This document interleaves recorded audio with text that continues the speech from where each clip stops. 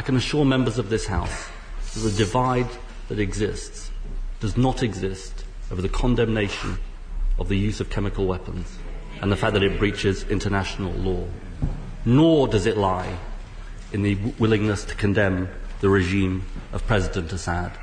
The question facing this House is what, if any, military action we should take and what criteria should determine that decision. And in our minds should be this simple question, which is upholding international law and legitimacy. How can we make the lives of the Syrian people better? And we should also have in our minds, and it's right to remember it on this occasion, the duty we owe to the exceptional men and women of our armed forces and their families who will face the direct consequences of any decision that we make. Now, Mr. Speaker, the basis on which we make this decision is of fundamental importance, because the basis of making the decision determines the legitimacy and moral authority of any action that we undertake. That's why our amendment asks the House to support a clear and legitimate roadmap to decision on this issue. If we follow this roadmap, it can assure the country and the international community that if we take action, we will have followed the right, legitimate and legal course, not an artificial timetable or a political timetable set elsewhere. And I think that is very, very important to any decision that we make. Mr. Speaker, this is fundamental to the principles of Britain.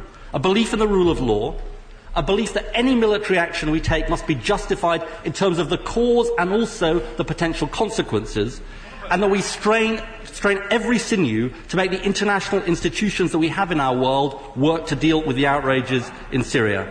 For this House, it is surely a basic point. Evidence should precede decision, not decision precede evidence. And I am glad that on reflection the Prime Minister accepted this yesterday. He has said that he might be able to support military action of the kind that the government is contemplating. He has put in his amendment a list of requirements, virtually all of which, so far as I can tell, appear in the government's own motion.